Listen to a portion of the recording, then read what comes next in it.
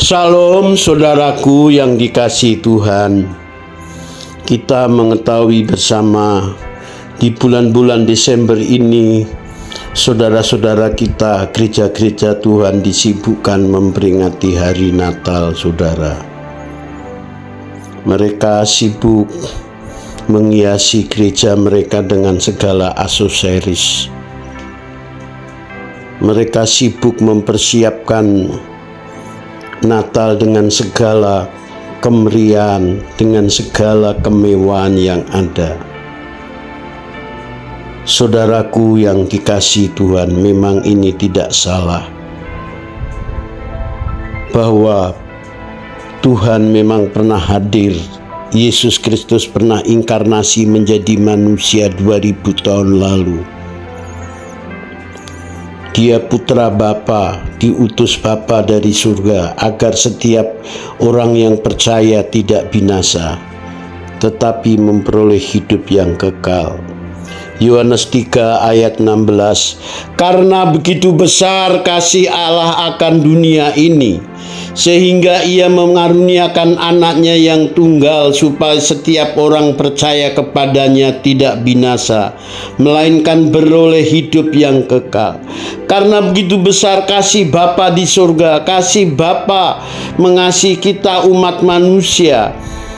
Puncak kasih Bapa dibuktikan mengirim putranya yang tunggal, yaitu Yesus Kristus, sebagai jalan pendamai, sebagai penebus dosa, menanggung dosa seluruh umat manusia, saudara dan saya, agar tidak binasa, saudara.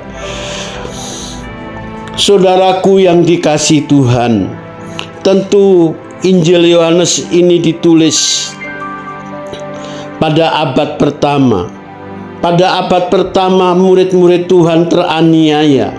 Murid-murid Tuhan mengalami aniaya yang begitu dahsyat pada zaman Kaisar Romawi, Kaisar Nero, dilanjutkan Kaisar Domitius. Pada saat itu, umat Tuhan, pengikut Tuhan Yesus, percaya kepada Tuhan Yesus, artinya memberikan nyawanya. Karena masa itu masa penganiayaan, yaitu pengikut-pengikut Kristus mereka dianiaya. Mereka ada yang mati di atas kayu, disalib. Petrus disalib dengan terbalik. Mereka dipenggal kepalanya. Ada orang-orang yang ditaruh di kandang singa yang tidak diberi makan berminggu-minggu. Mereka dicabik-cabik oleh binatang buas. Mereka ada dibakar hidup-hidup. Saudaraku yang dikasihi Tuhan, pengertian orang yang percaya kepadanya tidak binasa. Percaya itu sebuah tindakan, saudara. Percaya bukan hanya di pikiran saja, bukan hanya di persetujuan pikiran. Karena iman tanpa perbuatan adalah mati. Seperti firman Tuhan menulis bahwa iman itu harus disertai dengan perbuatan. Jadi kalau orang yang percaya kepada Tuhan Yesus, itu orang-orang yang berani memberikan nyawanya, yang berani kehilangan nyawanya, saudara. Jadi ayat ini banyak orang tidak mengerti.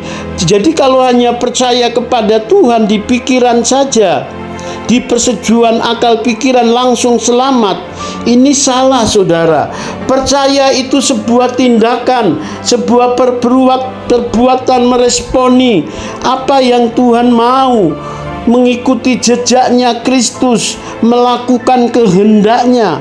Apa artinya kita percaya kepada Tuhan Yesus jika hidup kita masih sama dengan anak-anak dunia? Kita percaya kepada Yesus masih kompromi dengan dosa. Kita percaya Tuhan Yesus tapi tidak memiliki kasih terhadap sesamanya. Kita percaya percaya kepada Tuhan Yesus, tapi hidup kita tidak pernah mengalami pertobatan, saudara. Hidup kita masih sama dengan orang-orang yang tidak mengenal Tuhan. Ini mengerikan, saudara. Jadi mereka yang percaya, mereka yang selamat, mereka yang mau melakukan kehendak Bapa di surga. Matius 7 ayat 21.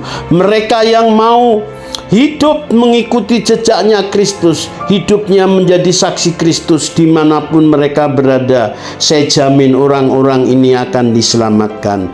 Biarlah kebenaran ini memberkati saudara. Salam, terima kasih.